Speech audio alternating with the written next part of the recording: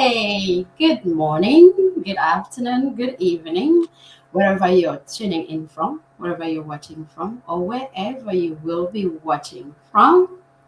We are wishing you a blessed day filled with love and everything that you desire, not just today, but every day. So, this month, today is February 14th. All Mercy Psychiatry and Integrative Care took the initiative to love without labels this month. And that's why we are having this podcast. So hopefully by the end, we realize what love without label means. We're talking about redefining love, not as a status, no pressure, no performance, but as emotional safety, as your identity, as healing, and as the truth. I want to thank you all for being here today, those who are discussing love with me and those who will be watching as well. Thank you, thank you, thank you. And let's kick it off. The reason I am picking this topic is because love affects the mind. And because it does so, it also affects the body. And also, it affects us, whether we like it or not, how we show up in the world for ourselves and for others. So thank you all, thank you all, thank you all. And I will start with Dr. Annouchka. Welcome. Tell us a little bit Okay. about yourself and where you're tuning it Oh, from. okay. Mhm. Okay. All right. My name is Dr. Annouchka Ondias-Kouame. I'm tuning from Maryland.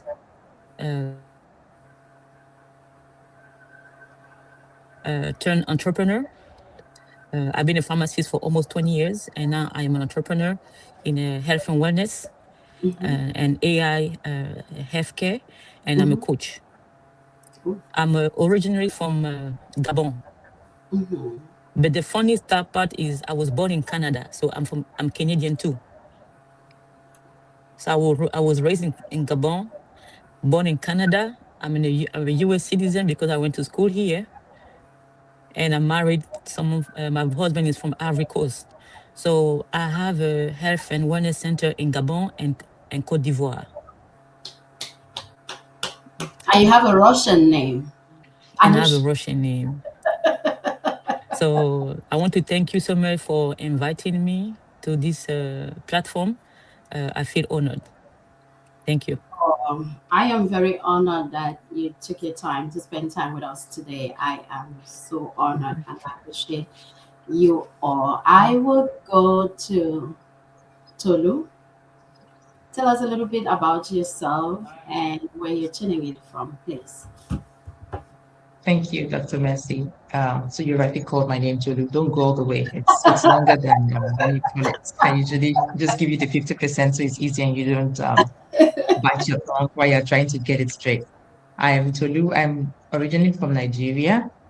My dad is Ghanaian, so it's a mix of I'm brought up in Nigeria.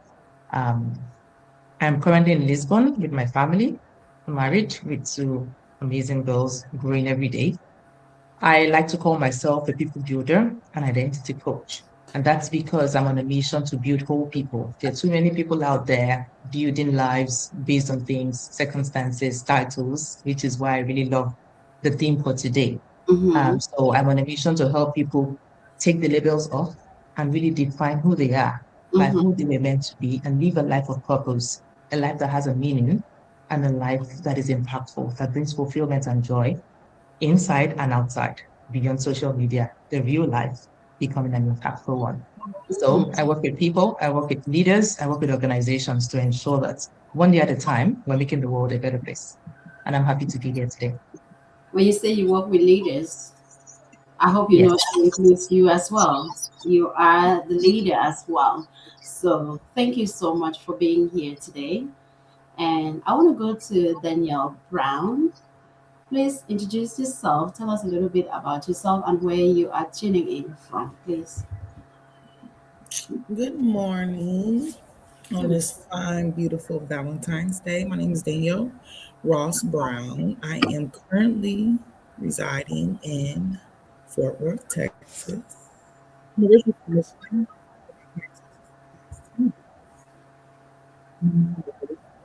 Wonderful children. Well, is it me? Your volume? We cannot hear you. Can you hear me?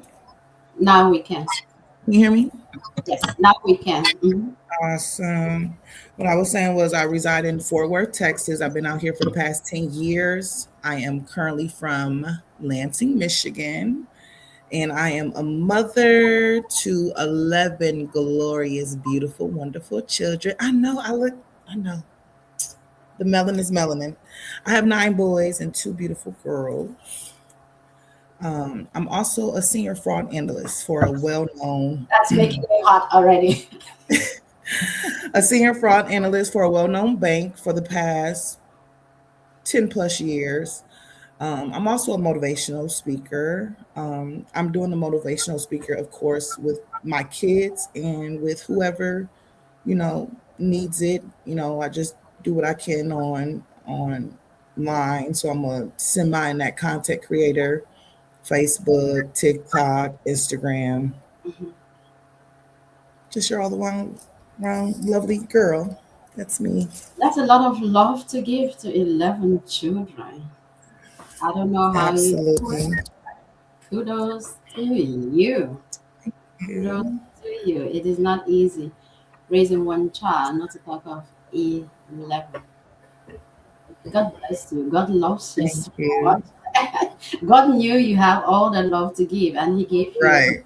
everything. So, Absolutely. whoa, I'm getting tired thinking about your 11. That just shows how you are, who you are, the Mhm. identity of love. It's not easy.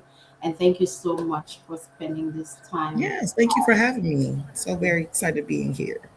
I want to go to Elizabeth. Welcome, good morning, and tell us a little bit about yourself and where you're tuning in from, please. Hello, good evening. Can everybody hear me? Yes. Yes. Yeah. Okay. I'm called Elizabeth Asek Tanger. I am resident in Cameroon, precisely in Kumba. Yeah. I know, right? I know. So I'm based in Kumba right for now. I am a communication and PR professional and founder of Alpha Martin Global, a PR and communication firm. I also run a vision. I call it the Excellence Network because it's actually a network and it's made up of children. I take care of children, literacy, basically, and young girls. I moved to Kumba in 2022 and I moved around the time of the crisis. So I met a lot of young girls in church, internally displaced, doing nothing, who were just lost. I could say that. So we started like a mentorship program where we talk, and I just had to encourage them and make them know that their dreams are valid. So I call the program She Excels, and then the Excellent Women's Conference is like an annual conference we run in church, and I'm married to a pastor. I'm married to a pastor, and I'm a mother. Biologically, I'm a mother of one, but in Cameroon, if you're a pastor's wife, you have more than 1,000 children. So I have them everywhere. So I'm a mother of many, many, many nations. Thank you so much. Thank you. That is a lot of love to give. Elizabeth, I Yes, was please. born in Kumba. Oh, yes, I've been told. I've been told. When I shared the program, Caroline, Caroline Senge told me you are her classmate. We need to catch up with all of us here. Proud to you guys. Let's catch up after this. Oh my goodness. What a small world. What I know, right? small world. What is small world? Go to love without label. My first question is to you, Dr. Annouchka. As a healthcare professional, what emotional pattern do you see silently affecting people's physical health the most? Mm. As a US trained clinical pharmacist, who work in hospital system and now lead a holistic wellness in Africa. Mm-hmm. I've seen this pattern repeatedly and process emotional stress, which becoming a physical disease. Mm-hmm. The most common emotional patterns I see are chronic stress, suppressed emotion, Mm-hmm. um, like anger, grief, resentment, fear, pleasing people. You know, people always want to please people. People always want to wait for validation of Mm-hmm. people to do stuff. Fear or disappointment, disappointing others. So, in a clinical setting, these symptoms are always show up as like hypertension, diabetes, insomnia, digestive disorder, chronic pain. So, as a clinical pharmacist, I was trained to treat the symptoms. So, as a wellness entrepreneur and coach, and now I help people understand the root cause of the disease. Mm-hmm.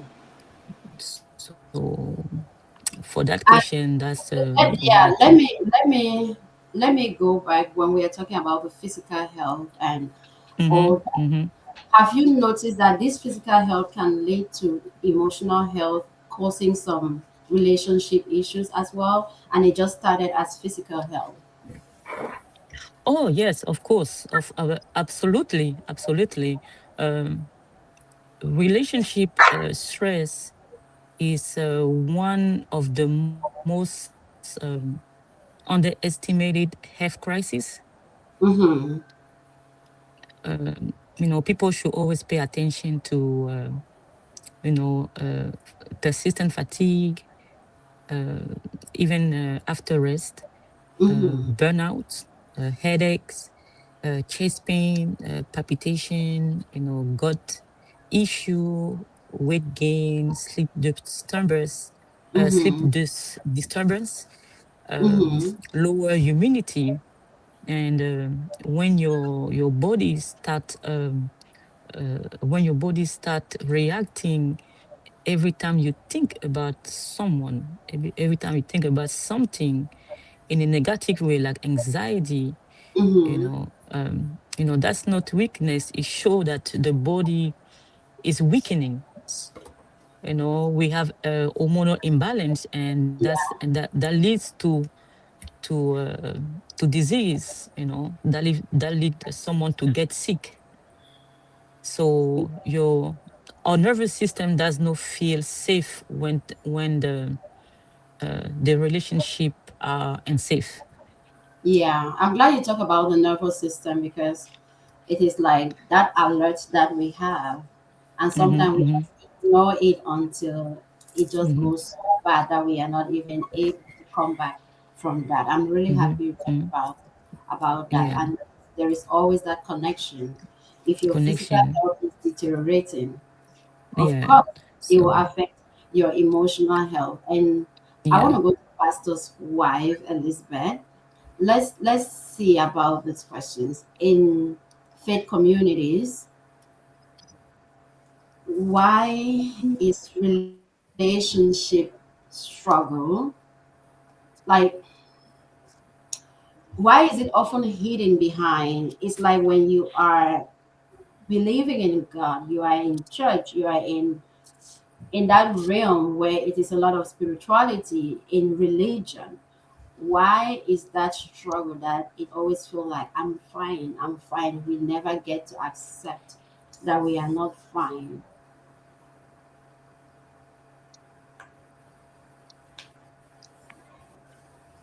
You're muted. Oh, thank you. Thank you very much for the question.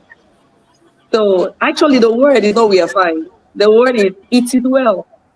If you're very much acquainted with the faith community, you get it is well a lot.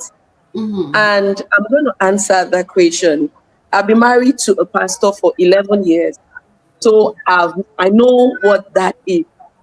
The first thing is that as a faith community, we have a misunderstanding of faith, Mm. because generally when you talk about faith, it just means that it is going to be fine, it is well, we have faith that is going to be fixed.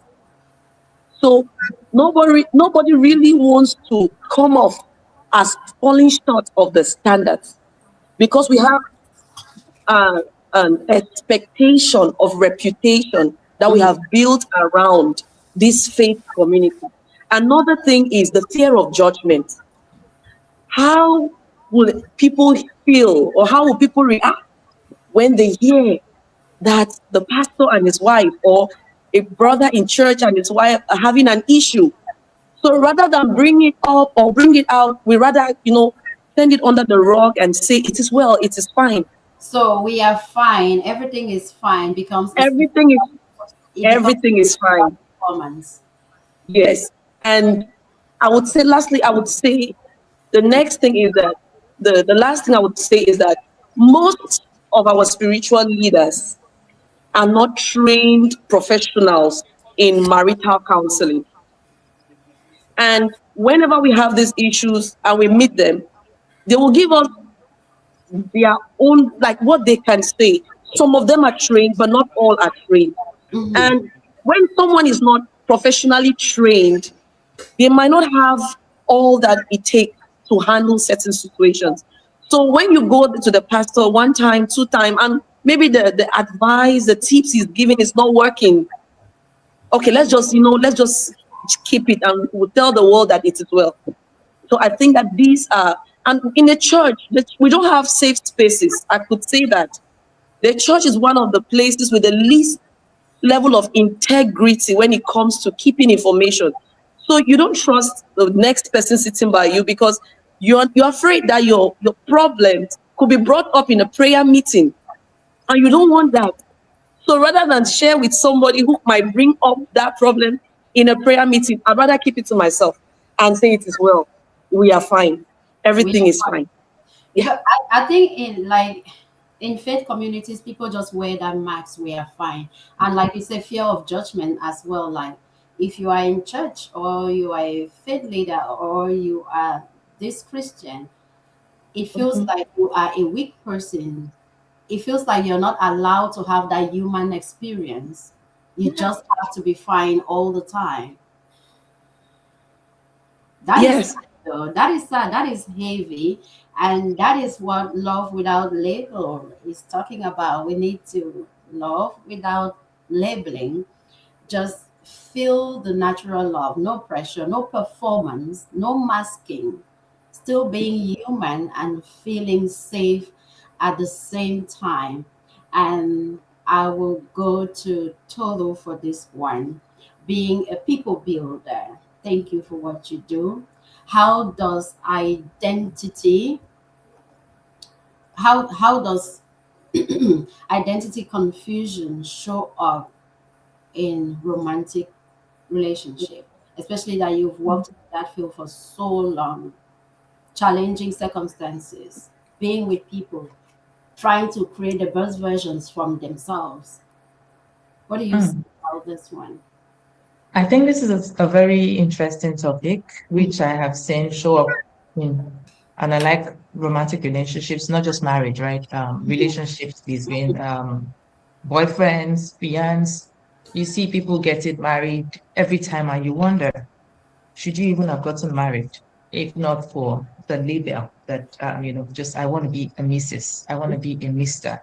So I've seen identity confusion show up in many ways, from seeing it as a form of validation, an external validation. Just because I would carry the title Mrs., I would Mhm. carry the title Mr., it makes me become somebody.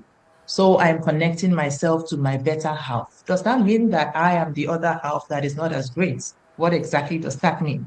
Right? So it means you see people, when you begin to see people getting into relationships and losing sight of who they are, or Mhm. who they really were struggling to I be bet I have. before they got into the relationship, then you already see that there's an identity confusion there. Mhm. When your partner or the boyfriend or your husband, or even the wife, is not looking so great that morning and you think it's about you, you're already thinking in your head, oh, what did I do wrong today? Was it about the food? Was it about my smile? Did I say something? We do that very Then, often. what? We do that very often. Exactly. You're already questioning yourself. Okay, is it my tummy? It looked at me in a way. Is it my tummy that is looking at? After two children, you should understand. And we're already overthinking, we're catastrophizing just because. And this person may well be in his own world entirely. If we're asking consistently as a woman, do you love me? Do you still love me? Do you still care about me? How do I look? If you don't tell me I look good and I don't think I look good, you can't look at yourself in the mirror and really appreciate yourself without getting a compliment from the other person. That's an identity confusion there. Hmm. So a boyfriend leaves you, or the husband is threatening to divorce, or the wife is threatening to divorce, and you are thinking of taking your own life because that is going off, because you built Will all that matters around you you. relate that to self-esteem as well? Of course, it's a self-worth issue, it's a self-esteem issue, because we have seen that we have placed that particular person or that standard as the crux of it, as the crux of everything that matters to us. So if it's taken off, then everything that matters to us is off, forgetting that we ourselves are wholesome and we should see ourselves as whole, As not enough. attaching ourselves to something or somebody else, as in this instance, a relationship. So the titles and everything that make us is not really what it is. I can't go on a girl's trip because I feel that my husband will be lonely, or I feel that I cannot be alone without him, or he can't go on a boys' trip with his friends because I feel that, oh, he'll be looking somewhere else, he'll be doing something else. It's an identity confusion. These are signs of identity confusion. We should Oh, be married, be in love, have a good time, but also enjoy ourselves without each other. wow. That's deep.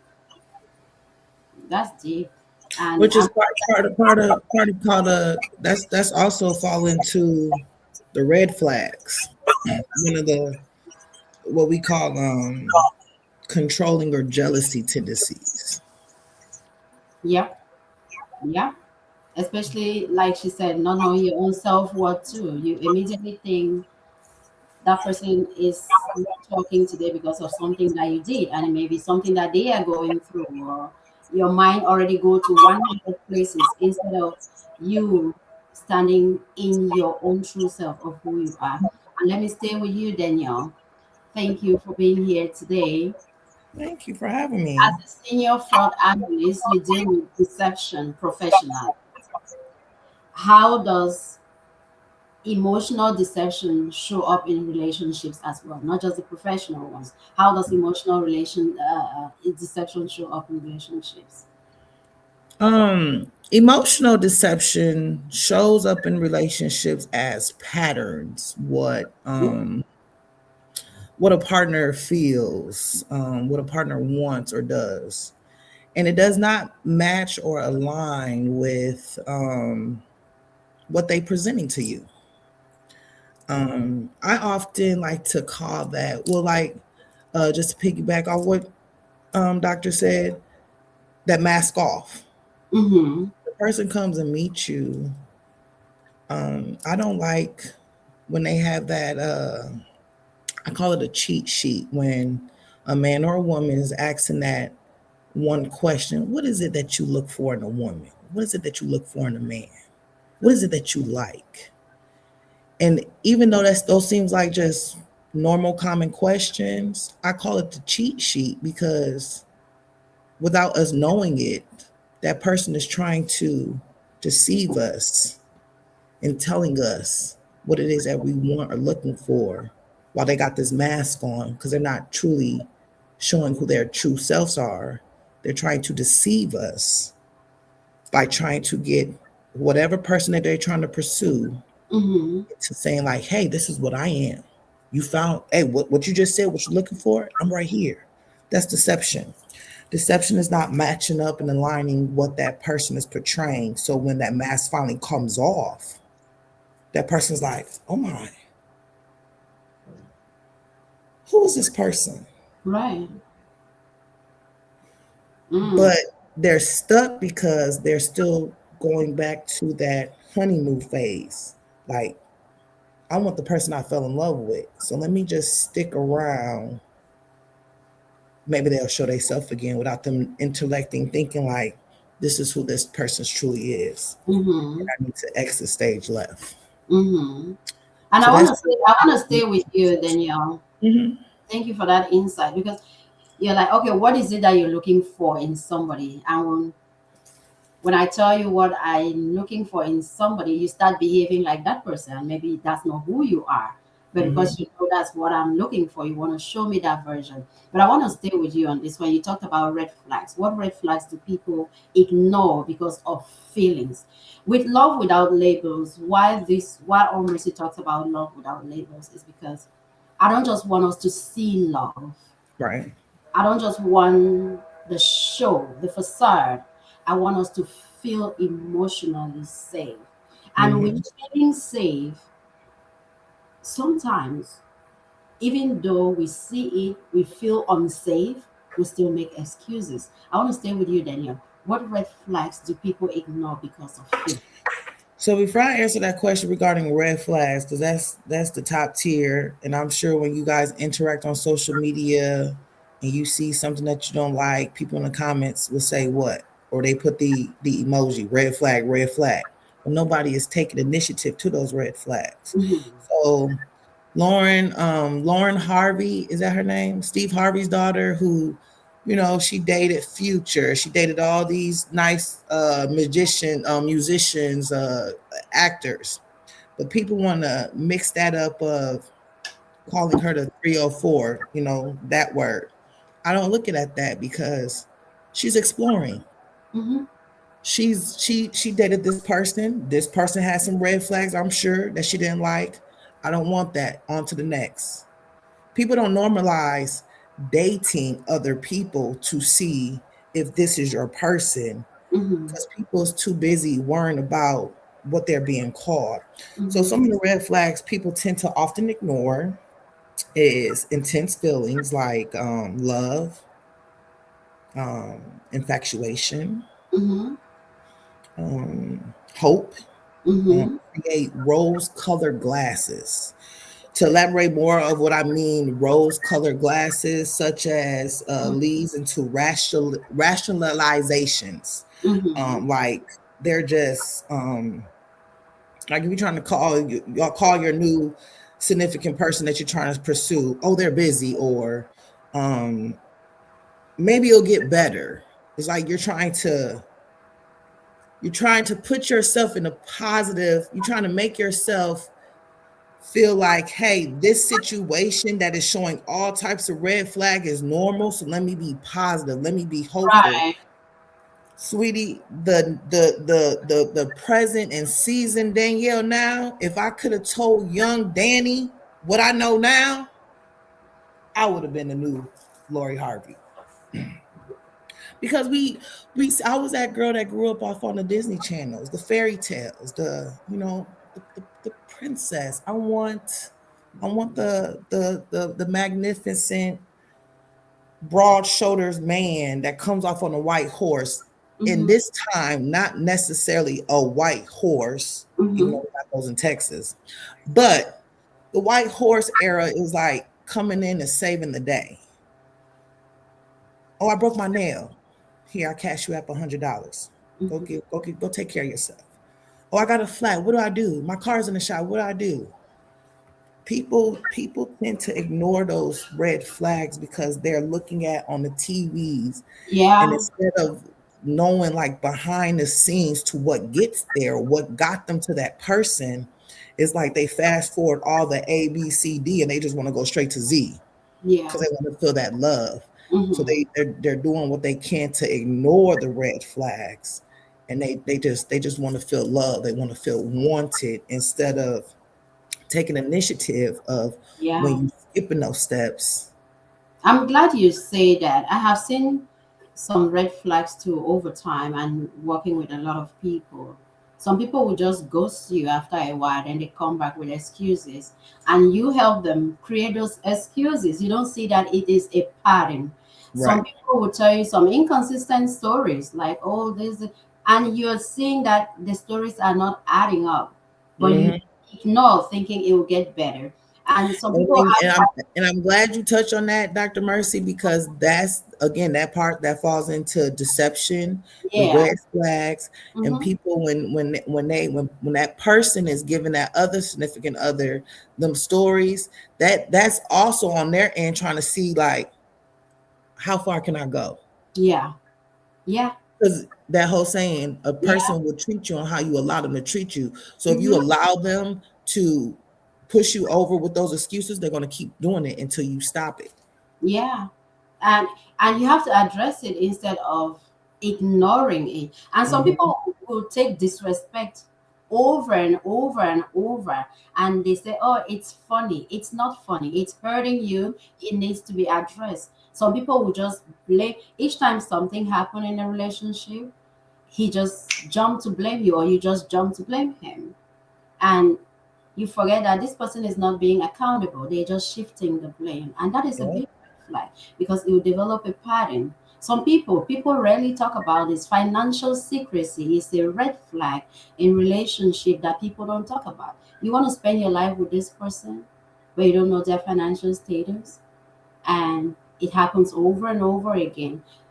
Be ready to carry the financial burden by yourself if you don't want to address things like that. So exactly. if it doesn't feel right, address it. It's not about how it looks or how it should look, because it's relative for everybody.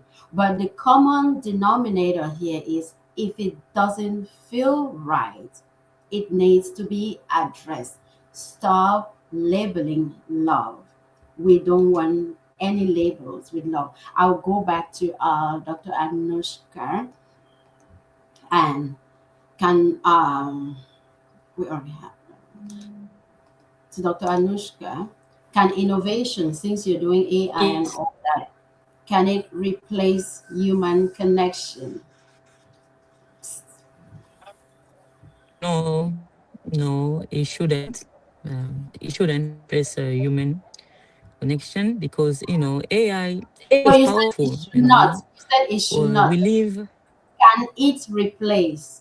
No, it shouldn't. No, it should not. Mm-hmm.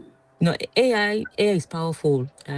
You have to understand that we live in a new era now. We live in a new digital era.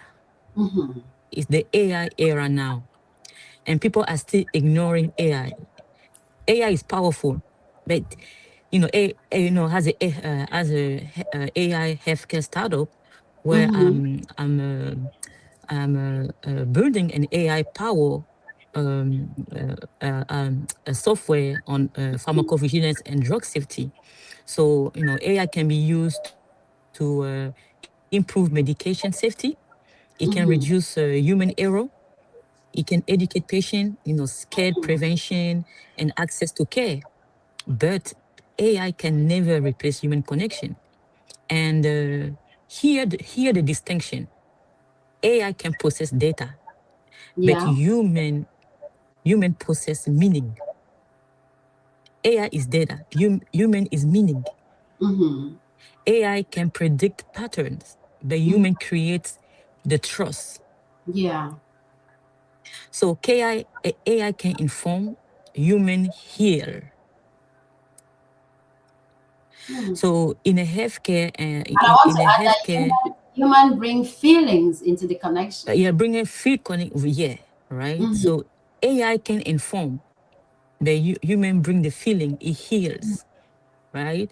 Mm-hmm. So in healthcare and wellness, healing accelerates when people feel seen, heard, and valued. Correct. Yeah. So the future isn't AI. It's instead of human. Isn't AI the future instead of human. It's AI supporting human so they can show up more fully. Oh, Technology should create space for connection, not to replace it. not So AI replace. is not going to, yes. So I like AI is that. not going to, so AI is not going to replace human. The people need to learn AI and stop ignoring AI. I like because that AI too. is already there. It's in clinics, it's in hospital. Mm-hmm. Yeah. Oh, I like that. AI does not have eye contact. It doesn't have eye contact. Yeah. Because there's a Sometimes lot we of want to create that connection with eye contact. AI does not have eye contact. So yeah. But I like yeah. one thing you really said. It creates a space for connection. It doesn't replace the connection. So Yes. yeah, thank you so much for No that. problem. And yeah, we need to remember that. Let me go to Elizabeth. Looking at culture, looking sometimes to at religion, the woman has to play certain roles. How can women balance submission, strength, and self worth without losing their identity? I think we lost Elizabeth.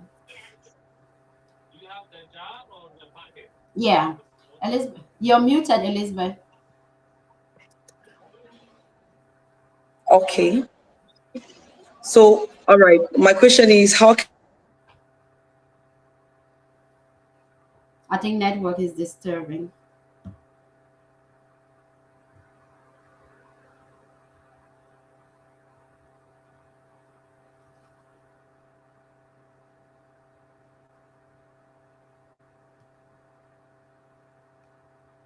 Yeah, I think network is disturbing. Let's go to let me ask Tolu this.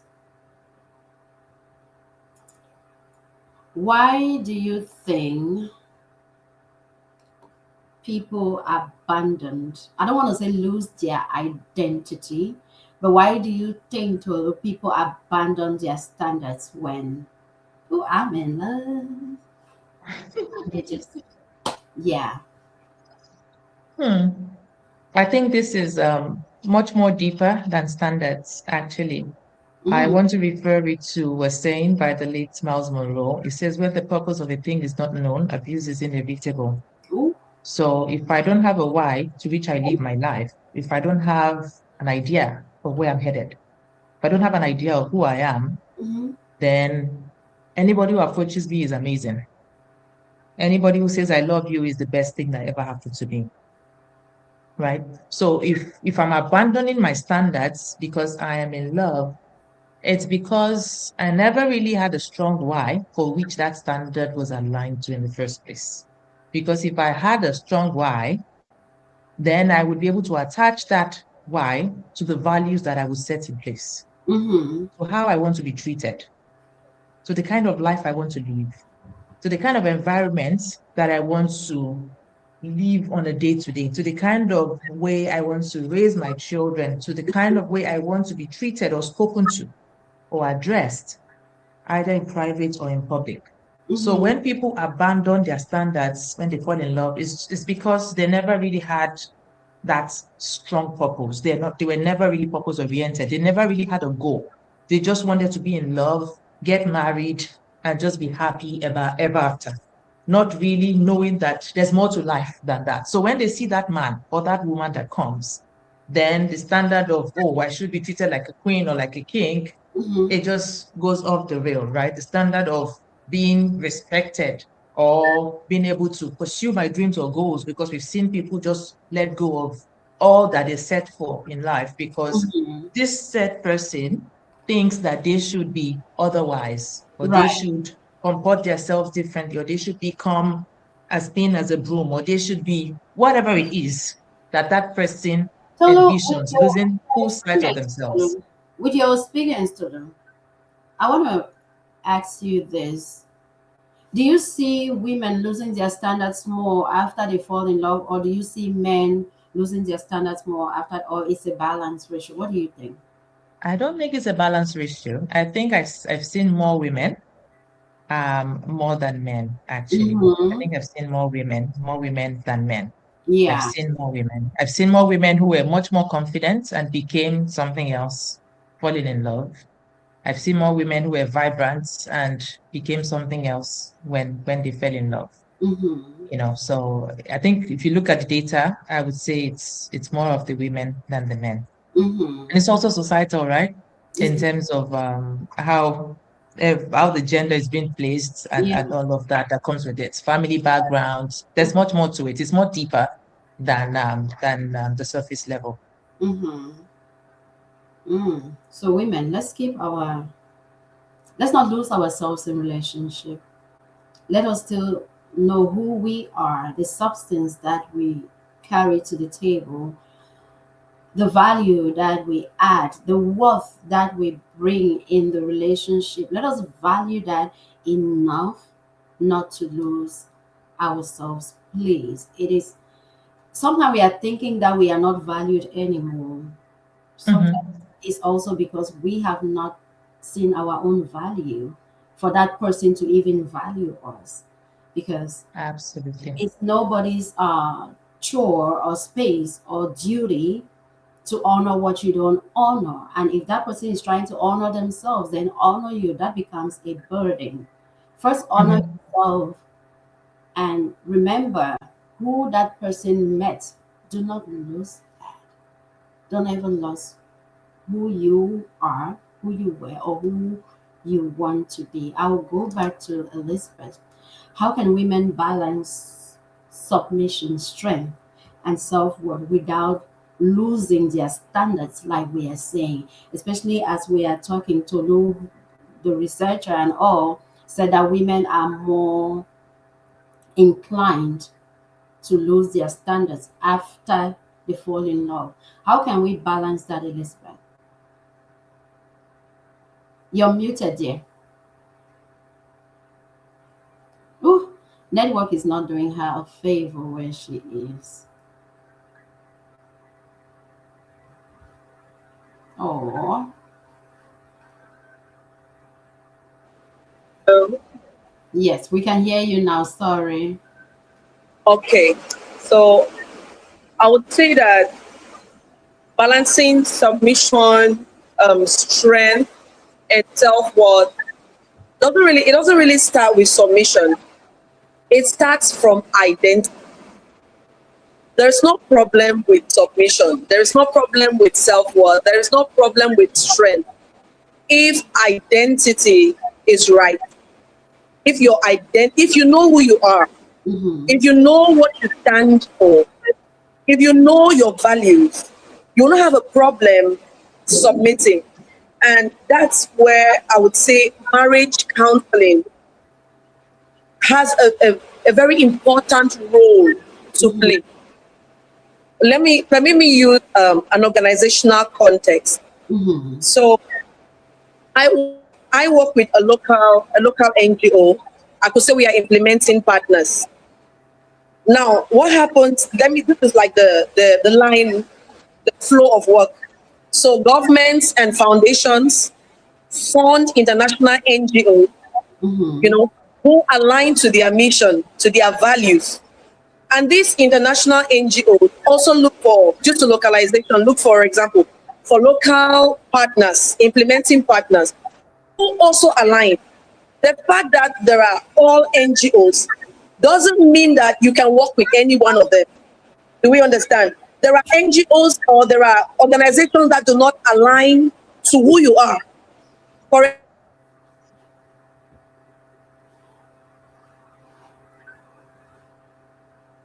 Oh, network.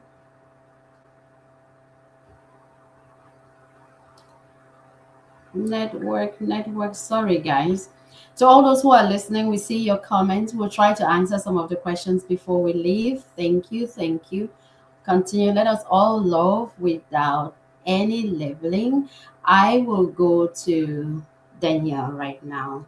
And I want you to first of all think, do you agree with this that some intelligent people almost or sometimes or often have like the worst relationships?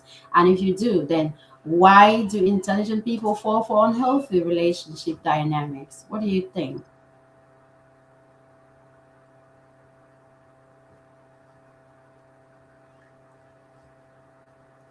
You're muted, Danielle. I cannot hear you. Can you hear me? Yes, yes.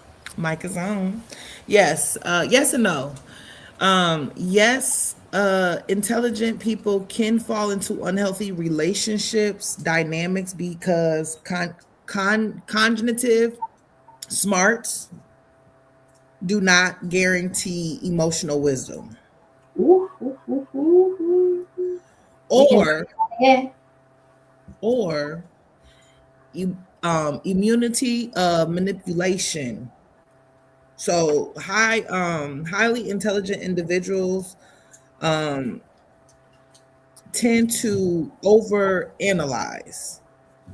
It's like they're critiquing. They tend to overanalyze situation, constructing elaborate justifications for a partner toxic behavior um, Mm-hmm. instead of trusting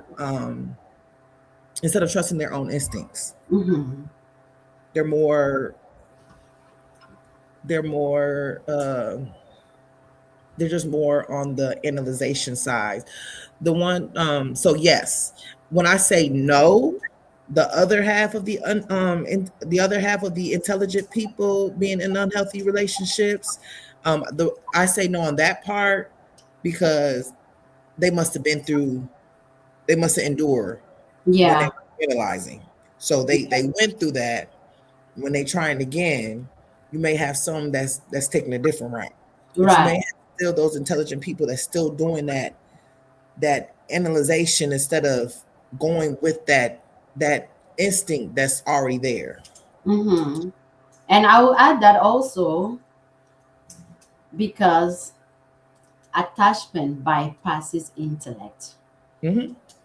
Your feelings, getting attached with somebody, it bypasses your intellect. And sometimes emotional needs can override the cognitive flags. You're just Hmm. thinking about the emotions, the feelings. You're not thinking, like you said, you're not rationalizing. You're not using the cognitive part of it and say, I may feel this, but is it right? Exactly. Is it right? And we see that often. Relationships, it starts with family, it builds the community, it builds the society, it builds the world. If you don't create that attachment, that connection, no man lives alone. No man is an island. We don't do life alone. We do life in connections. We do life with love. But Hmm. let us do it without labeling the love. Hmm. That's what we are talking here about. Love is relative. We are not saying that we are the experts in love, but we are sharing how we think people should love or what we have seen or known about love. And I want to go to with this question for Dr. Annouchka. Many high achieving professionals struggle in relationships privately. What do you think is going on? May high achiever. It's because success often reward what relationship punish. So high achievers are praised for they praise for control, independence, emotional suppression, over functioning and always being strong. Mm-hmm. But Say relationship that again. Success rewards what? I'm so thinking about success reward, high achiever, they are praised for control. They're very controlling, they're independent, the independence, emotional suppression, Mm-hmm. over functioning and always being strong, Yeah. you know. But relationship requires vulnerability. Mm-hmm. It requires emotional availability. Mm-hmm. We need to slow down. Mutual dependence and presence and trust. So, as a pharmacist, an entrepreneur, a founder, and a coach, um, I've lived in this tension personally and professionally. Mm-hmm. So many high achievers um, don't struggle because they don't care, they struggle because they were never taught how to be successful and emotionally present at the same time. Right. Right. Oh wow. At the same time. So you see that a lot of women who are high achievers, they are married and after they divorce or they never get married because they don't make the Just difference women or men emotionally as and so well. forth. Men as well, because high achievers men, if you notice, a lot of high achievers men, they are very, very, very controlling because they are high achiever, they have money, so they think they can do anything, And they can get anyone they want. and they can get anyone they want. That's why Mm-hmm. in developing countries there's law. It's only monogamy. But when you say in Africa, high achievers men, they have second wife, they have mistresses, a lot. But in developed country, because there's laws. But if there was no law, you see high achiever having second wife, three wives. So you know, so achievement can become armor, and armor protects, but also can block intimacy. Mm-hmm. So I've seen a lot of women achievers who are not married, and they're not happy. They have the money. They are not very, very happy. But I'm not saying that when you have money you are not happy, because people will say that money doesn't bring happiness. No, it's not true. Money brings sometimes happiness. So it's true, because we don't have the money. That's why we always say that the money doesn't bring a happiness. It's not true. Money brings happiness. Mm-hmm. These high achievers, they can do anything they Say that want with the again. money. Say that I'm again serious. for the people in the back. Especially black people, they are scared to talk about money. They think that when you talk too much about money, that you love money. It's not true. Me, personally, I want to be a billionaire. We need money. We need money to do stuff. We need money to be free, right? Mm-hmm. But thank you.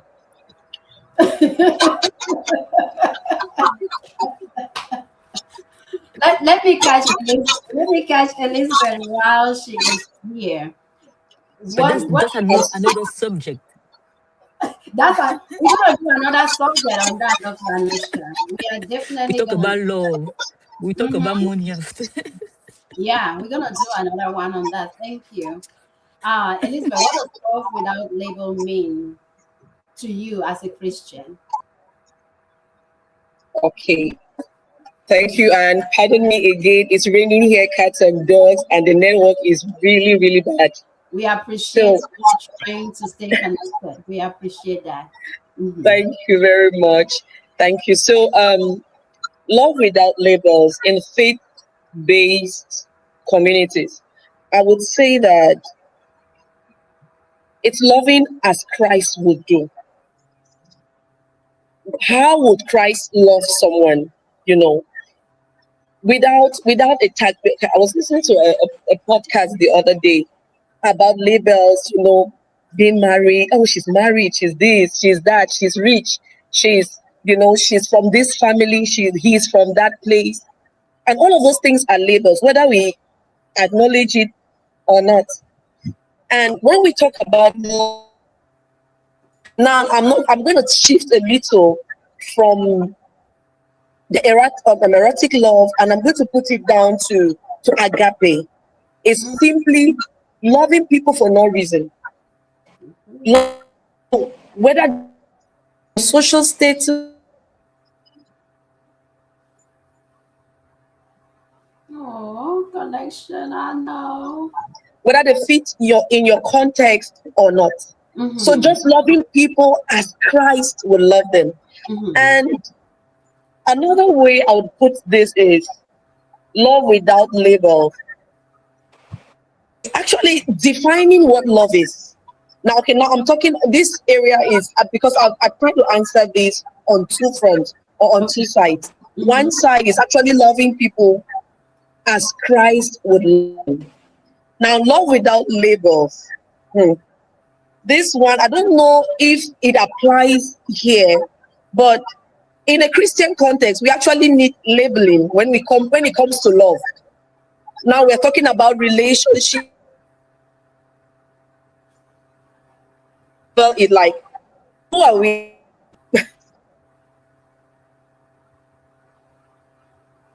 Oh. Very soon. So we are not actually, we have to label what love is. So on the first hand, it's actually loving as Christ would love. And on the second hand, it actually needs labeling. So we don't have this love without labels. Mm-hmm. We must, yes, it must be defined. Right. The status of our love, the status of our, let it be defined. I like That's that. that's what I can say concerning that. I like that. Thank you. And yeah, we're still having some connection issues, but I see you pushing through. Thank you. And while we have you again, Elizabeth, I want you to think about this. How can communication either heal or destroy a relationship? Okay. Okay. Now, how can communication come again, please? How can communication either heal or silently destroy a relationship? Okay. Now, in communication, communication can actually heal and it could destroy a relationship. Now, it depends on the kind of communication. Mhm. There's a school of thought called Palo Alto, which says that, it says in French, it says, on ne peut pas ne pas communiquer. It means we can never not communicate. Yeah. Your body language is communicating.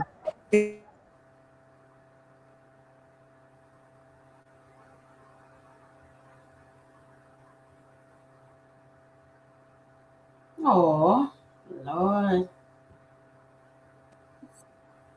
Okay. Now, empathetic communication can heal. I'm sorry. Empathetic communication can heal. Mm-hmm. That's when we communicate not just to be heard, not just to make a point, but we are communicating to be understood. Yeah. And we are communicating so that the other person understands our stance. That's what we call empathetic communication. And that is the kind of communication that heals. But when we go now to egocentric communication, where you just want to let out what is inside of you, Mm-hmm. you just want to, you want to just, you want to just speak. You want to, everything that is inside of you, you want to let it out. That kind of communication actually destroys. It can never heal. So two types of communication. Empathetic. I want you to understand where I come from. I want you to understand how I feel. And I also want you to listen to me as I'm listening to you. Mm-hmm. Then there's egocentric. No, you must hear what I have to say. You Mm-hmm. must accept my point of view. You must take it the way I want it. That kind of communication destroys. Yeah, thank you for saying that. Yeah, Yeah. that's true. Thank you for saying that because some people, when they communicate, they just want to be defensive, they are passive aggressive, or they avoid to communicate, and the issue just becomes so much bigger than what it is. Instead of addressing it in a truthful, honest way, in a respectful manner, some people don't want to be vulnerable enough to talk. And sometimes some communications are timely. You don't just talk to somebody in front of other people. Wait, time the place for the conversation or the moment. So yeah, communication can heal and can destroy. I want to go to Tolu, and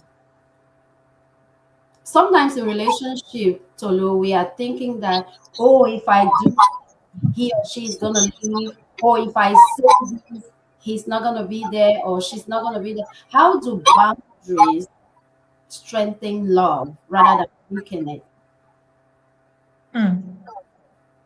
I think boundaries is what helps us get peace of mind. We build houses and we put fences around it because we want to define our allocation of space. This Mm-hmm. is what belongs to me. This is my territory.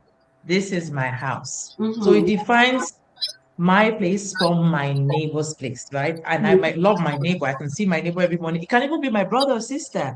And I'm Mm-hmm. seeing them, I'm hugging them, I'm pecking them, but we have a fence because this is my house and that is your house. Mm-hmm. Boundaries are meant to strengthen our love. And how this can happen is, again, it stems from a place of identity because I know who I am, I know what I'm made of, I know how I come across, and I understand where I am going to. Mm-hmm. So if I am in a relationship and I'm being spoken to in a particular manner that is demeaning, then then it comes to communication. Then I need to talk about it and set some boundaries to say, okay, this is not working. You Mm-hmm. can't address me this way. You don't call me some piece of trash and just expect that, things will move on that way. Mm-hmm. You don't look at me with disdain and just expect that I would come smiling again like I don't have worth, like I don't have Mm-hmm. value, like I don't know who I am. So it's important. I think it starts with communication. You can't set boundaries without engaging, and you cannot just suffer in silence. So boundary gives peace. It gives sanity. It Mm-hmm. brings that place of definement and it enables love at the end of the day, actually. Because if I'm not able to set boundaries and define how I want to be loved and how I want to be acknowledged, then I'm going to lose my peace on a So, steady. I'm Tolu, going to Tolu, store a lot in my heart. this is leading me to this. Can you truly, are you saying that, can you love someone if you haven't defined who you are? No. How is that possible? You can't give what you don't have. Because if you haven't defined who you are not able to love and appreciate yourself for who you are. Mm-hmm. Because you have then outsourced who you are to somebody else. So whatever it is that they define is what you accept in that sense. So it has to be, of course, unfortunately, it happens a lot of times that we outsource these things. But we Yeah. have to first come to that place of defining who we are. And it starts from a young age, which is where parenting is also very key because Yeah. these are the root causes of these things, right? It Mm-hmm. starts from the preteen age where they begin to identify themselves and appreciate. And I'm sorry, I'm going back to that side Oh, because I also no, have that side fine. of me. Because I Oh, think that this is the root cause of things. If mm-hmm. we cannot learn to appreciate ourselves and know who we are from a young age and grow in that stead, then we can't really become that person that loves ourselves and can say, you know what, I know that I'm worth more than this. Walk Yeah. away. I can't Yeah. deal with this. I'm not going to marry you. You don't deserve me, Yeah. right? So it's even beyond marriage. It's even in friendships. You don't That's it. deserve me to be my Yeah, friend. You don't talk to me anyhow and think I'm coming back to your house tomorrow. It doesn't work that way. right. So if you talk to me in a way, I tell you, stop it. Don't do that. You don't In talk to mental me in that health, manner. we talk a lot about boundaries, a whole lot about boundaries. And if I can relate boundaries to loving, I will say that setting those boundaries, most of the time we really the boundaries that we need to set, but we do not because we are thinking it will drive the other person away. So the Absolutely. reason that we set boundaries, Insecurity. Mhm. insecurity, and the reasons that we set boundaries as well is because we want to preserve our individuality, because I am me. Absolutely. Some parts of me or I am certain whole things by myself. about me, yeah, Mhm. some parts of me are non-negotiable, and this is how. And if I am afraid to let that person know that, and this is in any relationship, be it romantic, be it friendly. Cuts across. So Absolutely. if I am not able to preserve that individuality because I'm thinking you will leave, then you were never meant to be there in the first place. You don't By deserve me. Mhm. accepting you and you cannot accept me because that's part of me staying an individual, it means that you were not meant to be there. And I also think boundaries give a lot of clarity in relationship. Let us It define, is. just like you say, the fence it draws a line, like this line is you, this line is the other person. It brings a lot of clarity, like, honey, don't step into this space, okay? Or if you are stepping in, this is how I want it. It brings a lot of clarity and it protects respect. And I want to also say it reduces resentment, because if you know who you are, you Yes. know who I am, and you act accordingly, knowing that Mercy will not take this person will not take this.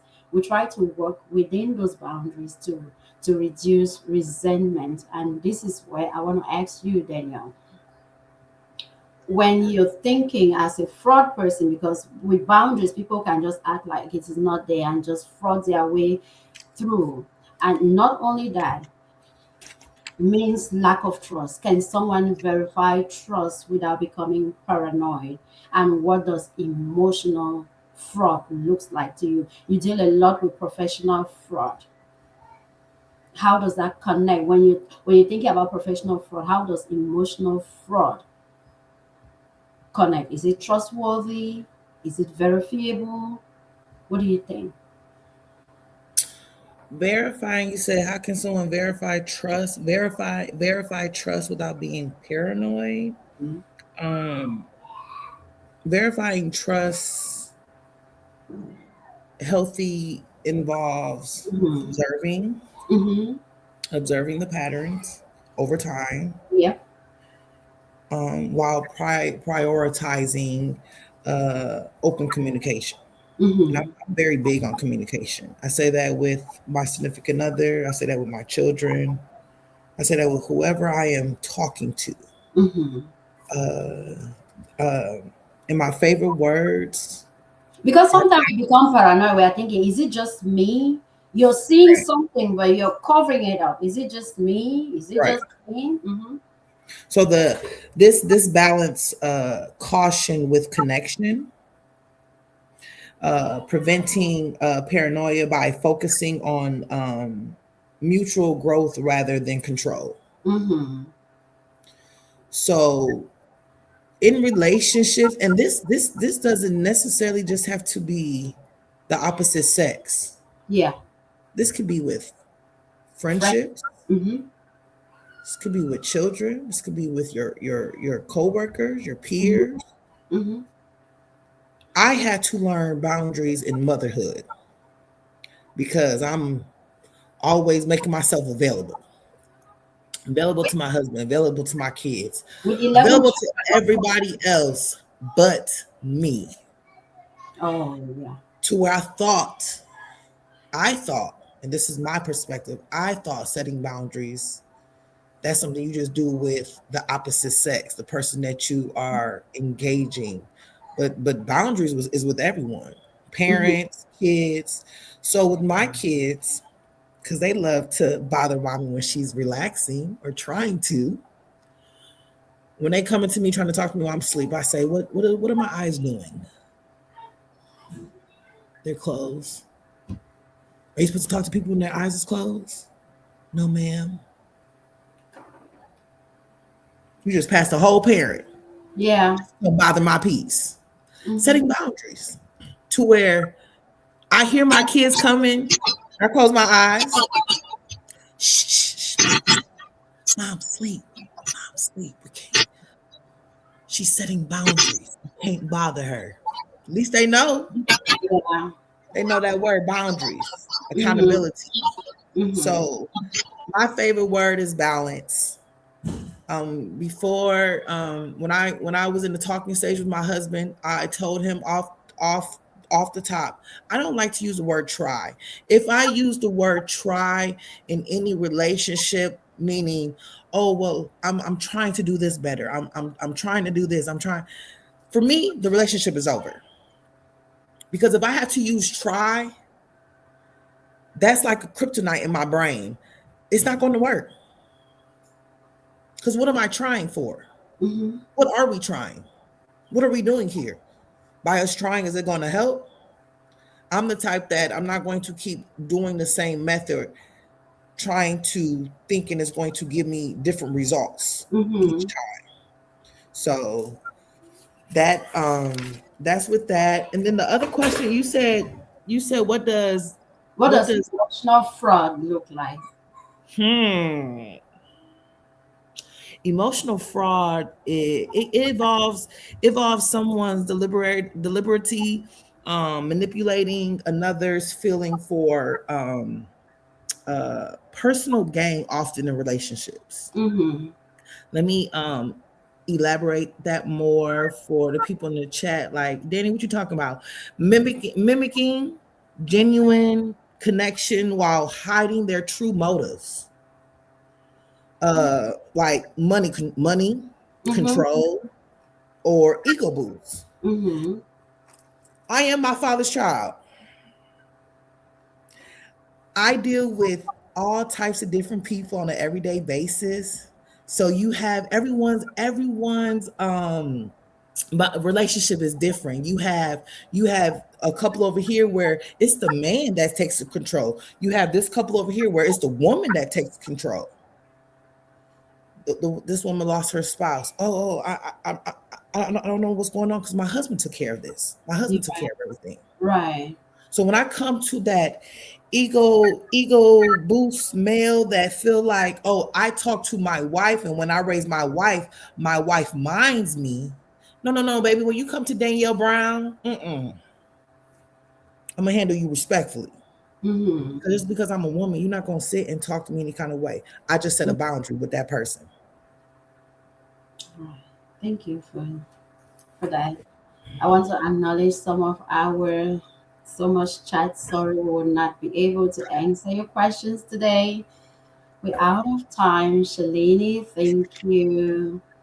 Charlie, thank you. We have so many chats here, more than how many? We cannot get to all of them. Harris, thank you.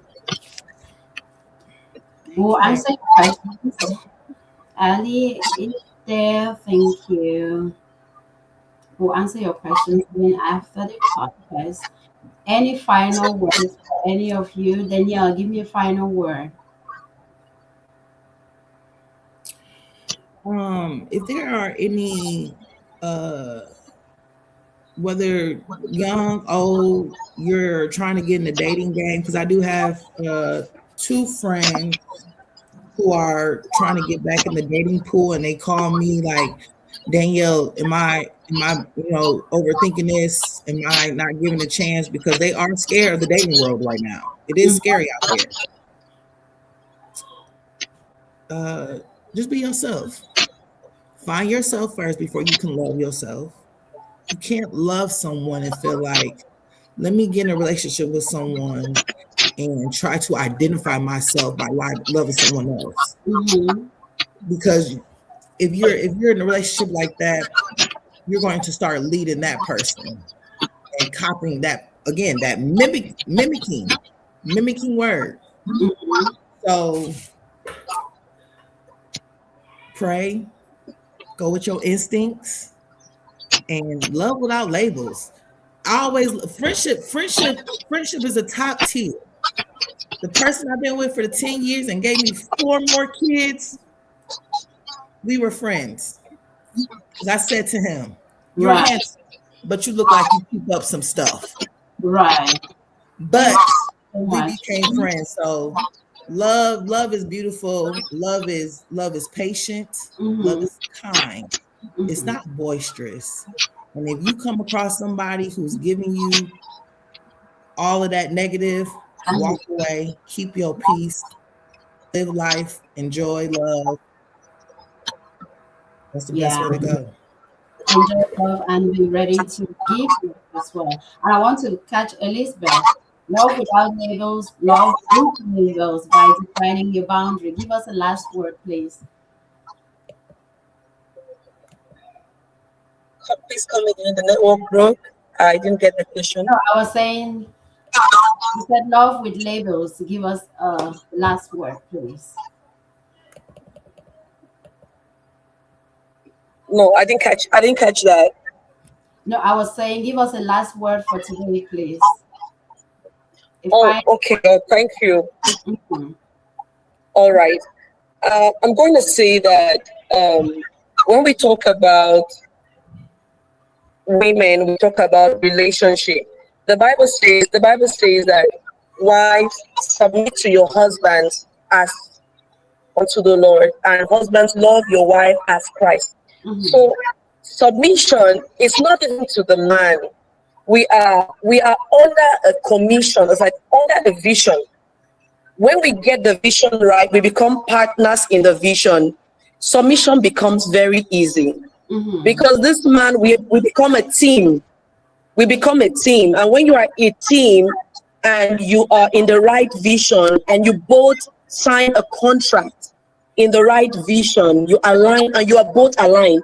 We understand that the wife and the husband or the woman has her roles and her responsibilities. And in carrying out those roles and responsibilities, you can never go wrong. You can never not submit. So it's beautiful. Submission becomes rather very beautiful when you know who you are. When you know, you understand who you are, submission becomes beautiful. And you are allowed to express yourself, which is strength. So you can never lose your identity when you are in the right place, you are in the right vision, you are aligned, both of you are working together. And equally, I think, can I go to the last, so at another point, I think that would be my last point here. That would be that a lot of women in relationships, I'm lost, am I lost there? No, we can hear you. Can you get me? Hear you. Okay. Lost. Okay. So a lot of women, I think this is the question. What is one myth about strong women in relationship? Oh. I'll come to you, Tolu. I think Elizabeth is still having some connection issues. What is one final word for today, please? One final word or a phrase or sentence? Just kidding. I think there's a lot that we have unpacked in this conversation today, but one thing I want us to take away, I'm not even just focusing on the women, also to the men who are listening and would end up listening as well. Because Let's we make talk a lot sure that about women when we are talking about love. I don't know why. exactly. So that's why I'm also bringing it back again and say, you know what, I'm talking to men, I'm also talking to women in this context. Be sure that you go on a journey with yourself. And that's not a place we like to go to as humans. We like to just keep enjoy life. We don't want to sit with ourselves to know us. We want to know other people, but we don't want to know ourselves. So I implore you today, begin your journey with yourself. Find out who you are. What makes you you? What are your strengths? What are your weaknesses? Why exactly do you exist? Where are you heading? Make that a point of duty for yourself today. As we talk about Valentine and there's a buzz in the air, the buzz will come and go, but you are stuck with you. So you better just discover that you and enjoy life with you so that when you have that other person, even a friend or whatever it is that whoever it is that you're attaching yourself to, you are a value add and you're not a burden. You're not trying to get them to make you you because you are you. I'm also charging parents, make it a point of duty to invest in their children, beginning from a young age. Help them find themselves, help them love themselves, and have an idea of where they're going. Because without vision, people would perish. Perish doesn't mean that they would die, but they would live a life that is not wholesome, and they would not enjoy the life that they're living. So if we all can make a mission to be on our journey to wholeness, the world will be a better place. And it starts from you and I. It starts from our homes, to our communities, to our nations, and the world at large. So let's make it a point of duty to love ourselves, find ourselves first, love ourselves, and then extend that love to others. I like that. I like everything we've said today, and I want to thank you all for your time, just watching. Sorry we couldn't answer some questions, and also sorry for the technical difficulties today. The weather is not too friendly today, but we still love it. We love it without labeling. And as we close Love Without Label, this conversation today, I want to really remind all of us love is not possession, love is not pressure, love is not performance, love is safety, love is clarity, love is growth, love is accountability. If this conversation, because we always say mental health is a journey, if this conversation stirs something in you, don't ignore it. Seek help, seek therapy, seek truth, seek alignment, seek yourself. And again, love without label. We are just starting this. It's not only going to be the month of February. We shouldn't only show or give love in February. It should be all round and every day. Again, if you don't have love or you don't give love, it may impact your mental health. And we always say, mental health is a journey. Let us take the wheels and ride well together. Thank you all.